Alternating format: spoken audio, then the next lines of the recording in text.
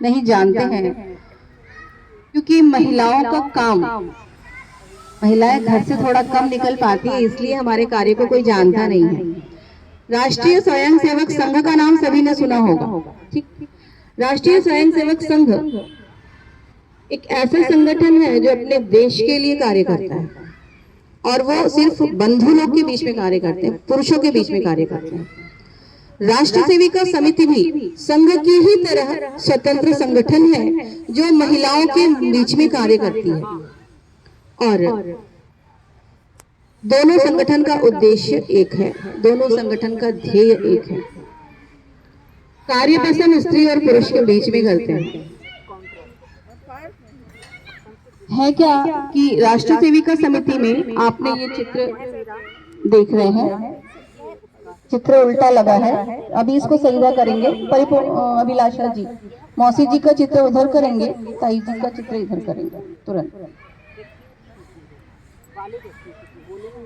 गठन हुआ, आपकी 12 वर्ष की आयु में एक इनसे दुगने व्यक्ति के साथ जो वकील थे उनके साथ आपका विवाह हुआ, क्योंकि उनकी दूसरी शादी से मौसी जी थी। तो मौसी जी अपने घर में एज में बहुत छोटी थी, थोड़ा सा उनको अपनी माँ से जो कुछ भी सीख के आई थी, अपनी संस्कृति, घर को कैसे चलाना है, देश के लिए हमें क्या करना है, ये सब चीजें उनके अंदर उनकी माँ ने बचपन, तो इसलिए उनको अपने घर के साथ साथ अपने समाज की भी चिंता थी। और कुछ मुझे लग रहा है कि विवाह के कुछ 15 वर्ष की ही हुए थे तभी इनके पति का देहांत भी हो गया। विवाह के 15 वर्षों में इनके 6 पुत्र। स्त्रियों की इतनी दयनीय स्थिति को देख के उनके अंदर बहुत ही ज्यादा झटपटाहट सी हुई, बहुत परेशान लगी थी कि मैं इन स्त्रियों को इस स्थिति से कैसे निकालूं। कुछ समय बाद इनको लगा कि मेरे बेटों में ये कहीं जाते हैं तो इनके में कुछ परिवर्तन दिख रहा है। फिर वो बच्चे जब उस दिन आए तो उन्होंने पूछा कि आप जाते कहाँ हो और क्या करते हो जाके, तो उन्होंने बताया कि मैं एक संघ की शाखा में जाता हूँ। तो मौसी जी ने कहा कि हमारी जो भी आपको संघ की शाखा में जो आपके हेड हैं, मैं उनसे मिलना चाहती हूँ। उन्होंने कहा हमारे यहाँ स्त्रियों का आना निषेध है, वो स्त्रियां नहीं आ सकती, पुरुष ही काम करते हैं, पुरुष ही उनसे मिल सकते हैं। पर मौसी जी ने कहा स्त्री हो या पुरुष, मैं ही हूँ जब आपकी, तो मैं उनसे मिलना चाहती हूँ। उन्होंने कहा मैं आपकी बात रखूंगा, पर मुझे नहीं लगता कि ऐसा कुछ होगा। फिर एक दिन इत्तेफाक से हुआ क्या कि संघ की तरफ से ही जो भी वहाँ पे शाखा में आते थे उनके अभिभावकों से मिलने का समय दिया गया कि आपके अभिभावकों से हम मिलना चाहते हैं। बच्चे बहुत परेशान थे कि हमारे यहाँ तो कोई जेंट्स ही नहीं है, तो हमारे यहाँ से कौन जाएगा। तो मौसी जी ने उनकी परेशानी का कारण पूछा, तो उन्होंने बताया कि हमारे यहाँ ऐसा है और बुलाया गया है अभिभावक को, और हमारे यहाँ से कौन जाएगा। तो मौसी जी ने बोला कि मैं ही जाऊंगी, मैं ही हूँ उस समय अभिभावक, तो मैं ही जाऊंगी। वो गई, पर चूंकि वही जो पद्धति थी कि स्त्रियों को नहीं मिलने दिया जाता है, तो इसलिए उनको लास्ट तक वेट करना पड़ा। पर वो भी ये संकल्प करके बैठी थी कि मैं बिना मिले नहीं जाऊंगी। लास्ट में उनसे बोला भी गया कि स्त्रियां नहीं आती हैं यहाँ पे, नहीं मिल सकती। उन्होंने कहा देखिए मैं बिना मिले तो नहीं जाऊंगी। फिर डॉक्टर हेडगेवार जी के पास ये बात गई, उन्होंने कहा कि ठीक है आप उनको बुलाइए, मैं उनसे मिलूंगा। वो गई, उन्होंने अपनी व्यथा बताई। व्यथा क्या थी कि हमारे समाज में स्त्रियों की जो दशा है वो उनकी व्यथा थी। उन्होंने अपनी व्यथा को बताई, बोली कि हम चाहते कि आप अपनी शाखा में स्त्रियों को भी शामिल करें। तो उन्होंने कहा कि नहीं, ऐसा नहीं हो सकता, आप अलग एक संगठन तैयार करिए, स्त्रियों को जोड़िए, एक अलग संगठन बनाइए जिससे स्त्रियां भी कार्य करें, लेकिन हम अपनी संगठन में स्त्रियों को नहीं ले सकते। मौसी जी ने कहा ठीक है। डॉक्टर हेडगेवार जी ने कहा हम आपकी पूरी सहायता करेंगे, कैसे करना है, क्या करना है, वो सब हम आपको बताएंगे। उन्होंने उनको बताया। उन्होंने धीरे धीरे एक मिलन शुरू किया अपने आस पड़ोस की कुछ महिलाओं से मिलके, फिर रामायण पाठ शुरू किया, फिर गीता का पाठ शुरू किया। ऐसे करते करते उनका दायरा बढ़ा। उन्होंने काफी संपर्क जब उनके हो गए, तब वो फिर से डॉक्टर हेडगेवार जी से मिली। उन्होंने बात कही अपनी, तो उन्होंने कहा ठीक है आप एक संगठन गठित करिए।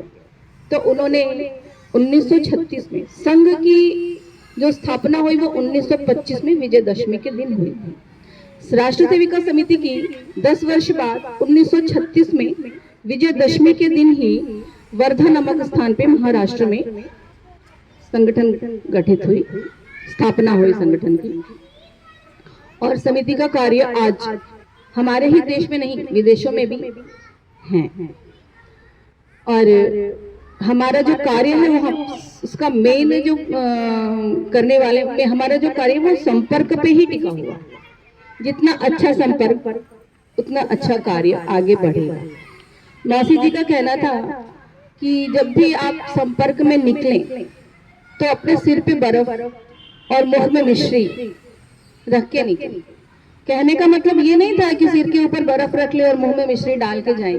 कहने का मतलब था कि हम मिलने जाएंगे तो बहुत सारे घर, आज भी हम जाते हैं तो बहुत सारे घर ऐसे भी होते कि हमें दरवाजा बंद कर देते, हमारे मुंह पे ही पड़ते, हमें नहीं मिलना आपसे। ऐसा होता है हमारे साथ भी। तो उनका कहने का मतलब था कि अगर ऐसा कुछ हो तो सिर को ठंडा रखेंगे, क्रोध नहीं करेंगे, और मुंह में मिश्री की वाणी हमेशा आपकी मीठी ही होनी चाहिए, चाहे वो भले ही आपका तिरस्कार करें, क्योंकि हम समाज को जोड़ने निकले हैं। जब हम स्वयं कड़वा बोलेंगे तो समाज नहीं जुड़ेगा। हमारा कार्य एक ईश्वरीय कार्य है। राष्ट्र के विषय में, राष्ट्र को आगे पहुंचाने का कार्य, राष्ट्र जो हमारा पहले विश्वगुरु था उसको विश्वगुरु बनाने का कार्य, उस दिशा में हम जो कार्य कर रहे हैं, तो इस एक ईश्वरीय कार्य को लेकर हम चल रहे हैं। हमारा जो ध्येय है कि स्त्री ही राष्ट्र की आधार शक्ति है, आधारशिला है। इसलिए स्त्रियां, मौसी जी का कहना है कि स्त्रियां अपने आप को कभी कमजोर ना समझें।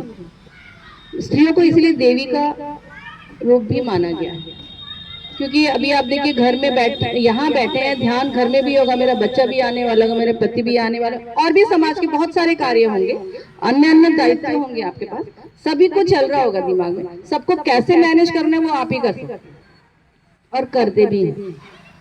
इस विषय को ध्यान में रखते हुए मौसी जी ने समिति की स्थापना की, ताकि हमारे देश में, हमारे देश को चलाने के लिए अगर हम एक पहिया अगर पुरुष का है तो दूसरा स्त्री का होगा, तभी वो ठीक रूप से चल पाएगा सुचारू रूप से, और दोनों ही वर्ग में कार्य सुचारू रूप से होगा, और दोनों ही वर्ग अगर ये मिलकर कार्य को प्रारंभ करें तो हमारा देश अवश्य ही विश्वगुरु के स्थान पर पहुंचेगा। अपनी वाणी को विराम देती हूँ।